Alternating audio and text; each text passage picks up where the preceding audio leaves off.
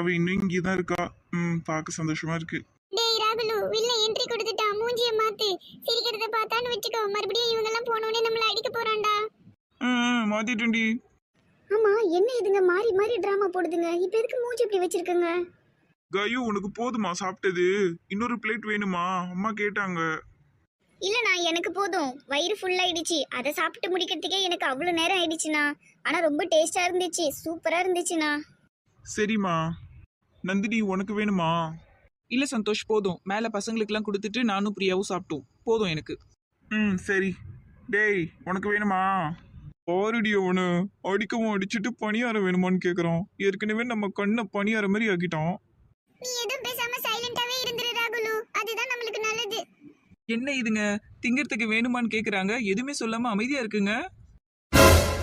என்னடி நந்தினி, இதுங்க மூஞ்ச இப்படி வச்சிட்டு இருக்கீங்க? நான் தான் அப்ப